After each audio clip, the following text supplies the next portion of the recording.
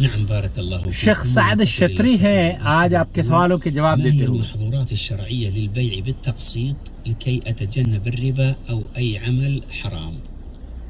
Instalment پہ ہمیں ربا ٹریپ نہ کر پائے، حرام نہ ٹریپ کر پائے، کن چیزوں سے بچنا چاہیے؟ التي يريد أن يتعاقد عليها ليكون هذا أسلم لذمته ولئلا يقع في الحرام من حيث لا يشعر.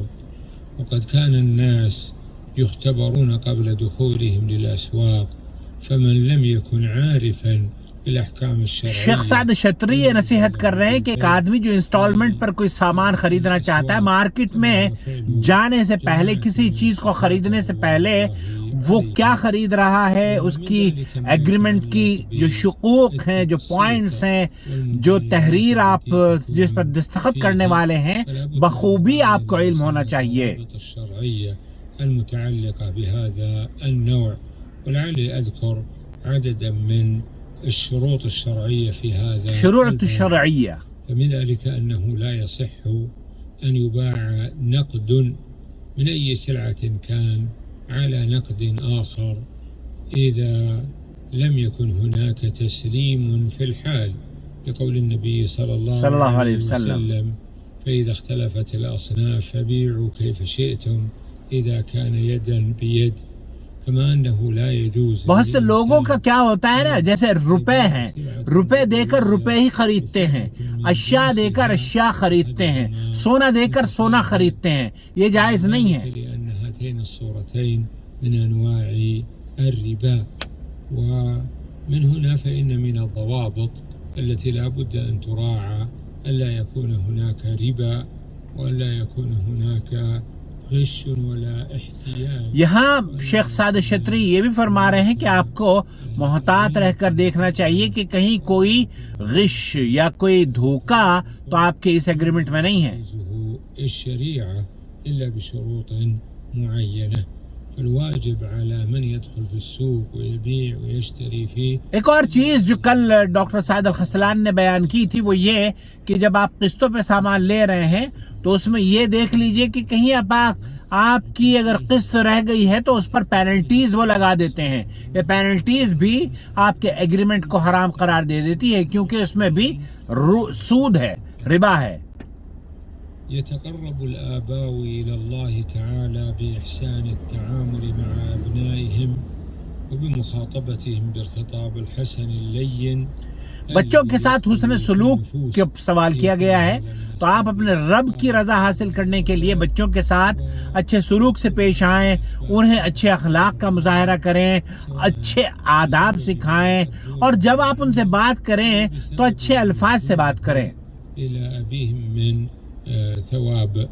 ولذا على الإنسان أن يتقرب إلى الله تعالى بإحسان التعامل. بإحسان التعامل، اللہ تعالیٰ کا تقرب حاصل کرنے کے لیے اچھے اخلاق سے پیش آنا اپنے بچوں سے یا بچوں کا اپنے والدین سے، یہ اللہ کے تقرب حاصل کرنے کا سبب ہے.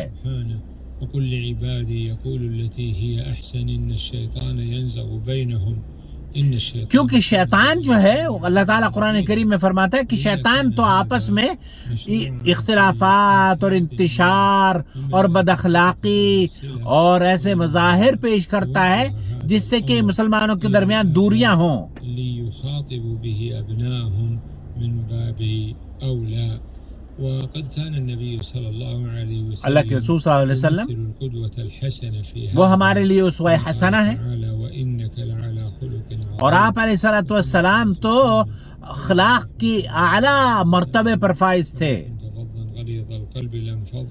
اور یہ بات بہت خوبصورت شیخ بیان فرما رہے ہیں کہ جب ہم بچوں سے اصل میں مخاطب ہوتے ہیں نا، تو عام طور پر ہم جب کہیں اچھی جگہ ہوں گے نا تو آپ ان سے بہت ادب سے پیش آئیں گے، لیکن جب گھر میں ہوں گے تو کوئی بھی الفاظ اس کو کہہ دیں گے، یہ درست نہیں ہے.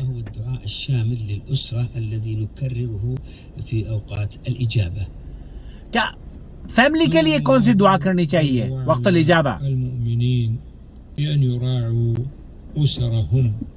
قال تعالى في كتابه العزيز يا أيها الذين آمنوا قوا أنفسكم وأهلیکم نارا. اللہ تعالیٰ تو آپ کو آپ کے اہل و عیال کو یہ نصیحت کر رہا ہے آپ کو کہ آپ ان کو آگ سے بچائیں. أن يبذل الأسباب المؤدية إلى سلوكهم في ہر اس چیز سے آپ اپنے آپ کو اور اپنے گھرانے کو بچانے کی کوشش کریں جو کہ ہلاکت اور بربادی کا سبب بن سکتا ہو، چاہے وہ دنیا اور آخرت میں ہی کیوں نہ ہو. دعا یہ کرنی چاہیے کہ اللہ تعالیٰ ہماری یہ ذریت، اولاد، آنے والی نسلیں نیک اور صالح ہوں. وما أرسلنا من قبلك إلا رجالا نوحي إليهم فاسألوا أهل الذكر إن كنتم لا تعلمون. بالبينات والزبر وأنزلنا إليك الذكر لتبين للناس ما نزل إليهم ولعلهم يتفكرون. أفأمن الذين مكروا السيئات أن يخسف الله بهم الأرض أو يأتيهم العذاب من حيث لا يشعرون.